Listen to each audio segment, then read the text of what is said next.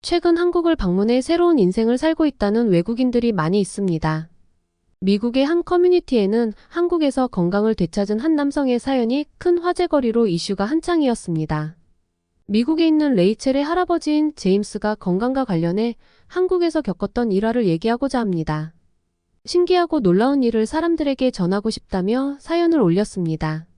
이제 레이첼과 그녀의 할아버지의 재각색한 이야기를 시작하겠습니다. 제임스는 젊어서부터 활동해오던 사업에서 은퇴 후 건강하고 활력 넘치는 노년 생활을 보내고 있었습니다.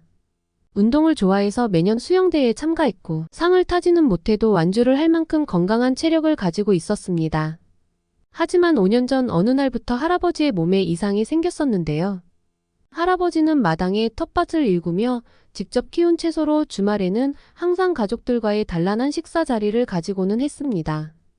이날도 할아버지가 직접 키운 채소로 가족들과 단란하게 식사를 했는데 그 후에 가족들이 모두 원인 모를 통증에 시달렸습니다. 저희는 단순한 식중독이나 장염일 거라고 가볍게 생각했지요. 그래서 가족들은 주치의를 찾아가서 진료를 받고 약을 처방해줘서 먹었습니다. 저희 가족들은 모두 처방받았던 항생제를 먹고 나왔습니다. 병명은 딱히 나오지는 않았지만 아픈 증상이 없었기에 크게 신경 쓰지 않았습니다. 하지만 할아버지는 달랐습니다. 여전히 할아버지의 몸 상태는 괜찮지가 않았어요. 주치의에게 여러 번 찾아가서 다양한 검사를 하고 처방받은 약을 먹었을 때는 미세한 통증만 있을 뿐 예전의 모습으로는 돌아가지 않았습니다. 몸이 회복이 되지 않자 할아버지는 활동적으로 움직일 수가 없었어요. 이후에는 몸의 기력이 없어지고 미세한 통증이 계속되자 약간의 우울증 증상까지 보이셨습니다. 굉장히 활동적이고 쾌활했던 할아버지의 변화는 모든 가족들의 걱정거리였습니다. 모두 할아버지가 예전처럼 활기찬 모습으로 생활하시길 간절히 바랐어요. 저는 어떻게든 할아버지의 예전 모습을 되찾아주고자 할아버지의 주치의를 찾아가 오랜 시간 상담을 했습니다.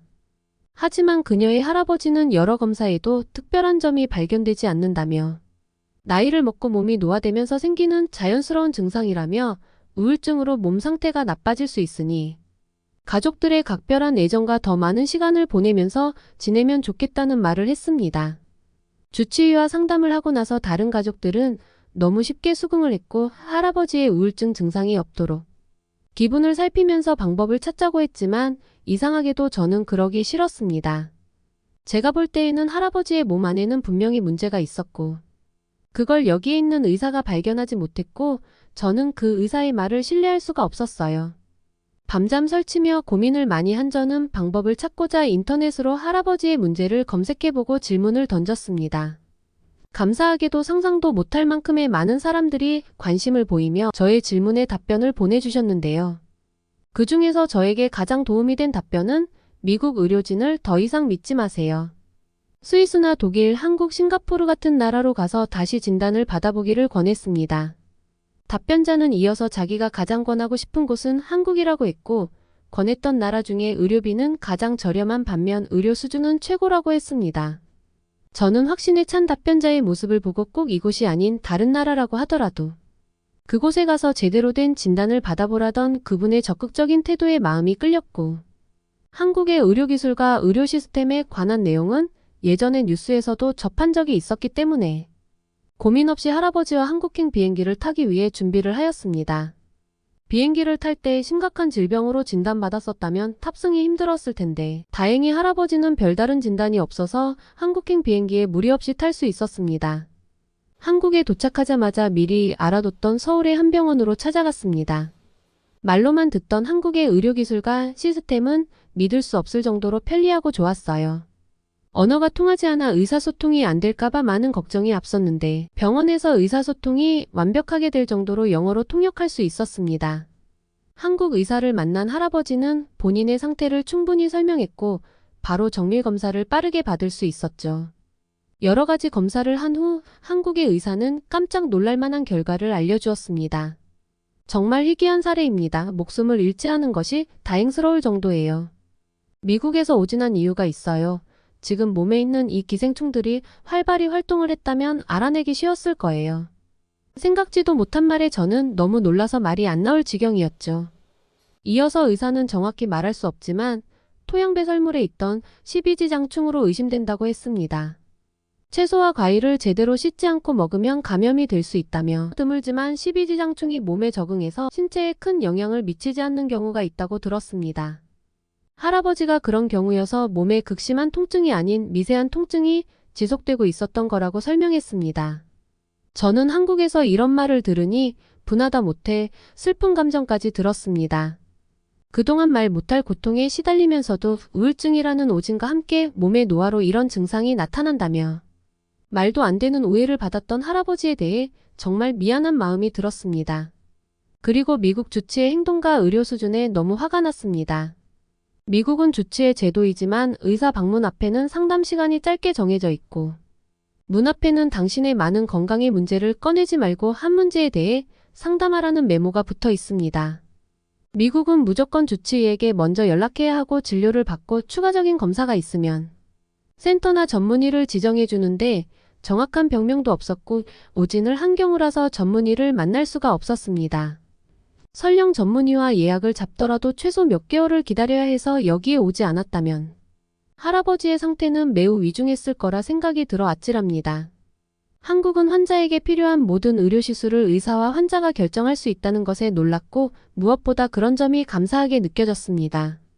한국 의사는 할아버지가 수술을 받아야 한다고 했고 이 수술에 전문성 있고 경험이 풍부한 선생님을 추천하며 수술 권한을 그분께 넘긴다고 했습니다.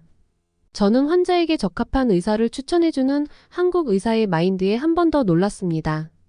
할아버지의 수술을 집도할 외과 의사 또한 신뢰감 있고 자신감 넘치는 모습에 믿음이 갔습니다.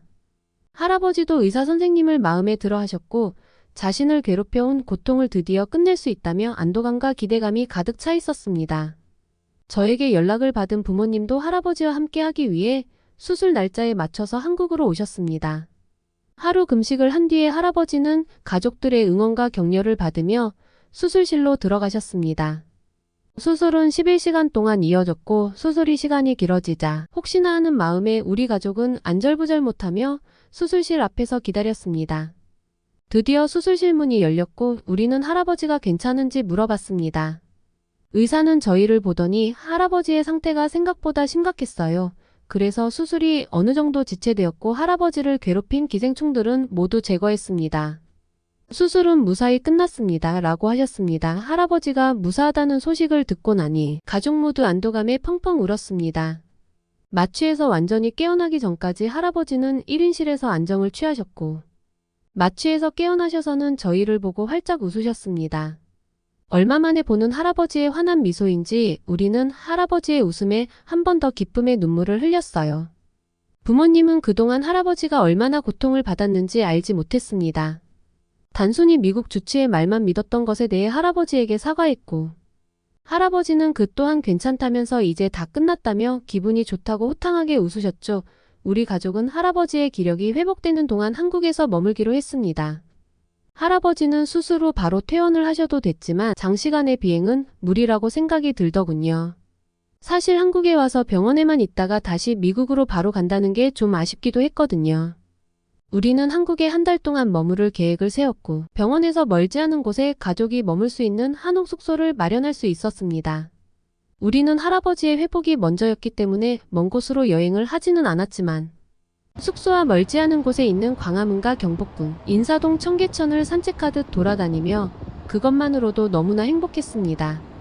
특히 할아버지가 정말 좋아하셨죠. 할아버지는 경복궁 산책 이외에도 더욱 좋아하신 것은 바로 한국 음식이었는데요.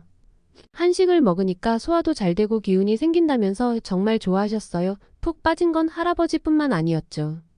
평생 미국 음식 말고는 도전해 본 적 없는 우리 가족 모두 한국 음식에 푹 빠졌습니다. 한 달이 지나고 미국으로 돌아갈 때 우리는 모두 아쉬워했지만 다음을 기약하면서 돌아왔습니다. 할아버지는 한국에서 지내는 한 달 동안 기력을 완전히 회복하셨습니다. 미국으로 돌아오셔서는 오히려 병으로 아프기 전보다 더욱 활기가 넘쳐지셨는데요. 할아버지는 사업 운영을 아버지께 전부 맡기고 친구분들에게 한국의 경험을 얘기하시곤 해요. 한국에서 먹은 음식과 문화에 깊은 감명을 받으셨다며 한국 재방문 의사도 밝히셨어요. 한국은 새로운 나의 고향이라며 주변 분들에게 한국 여행을 추천하고 다니세요. 저는 할아버지의 건강과 새로운 인생까지 만들어준 한국이 너무 감사합니다. 한국을 향해 진심으로 감사의 인사를 전하고 싶습니다. 그리고 내년에 꼭 할아버지와 함께 한국에 와서 다양한 문화를 접해보고 싶어요. 한국 정말 감사합니다. 한국 의료진들의 실력도 있겠지만 무엇보다도 가족들의 따뜻한 응원과 손녀의 사랑이 더 뜻깊었던 사연이 아닐까 싶어요. 앞으로 미국 할아버지의 새로운 인생에 응원을 보내드립니다.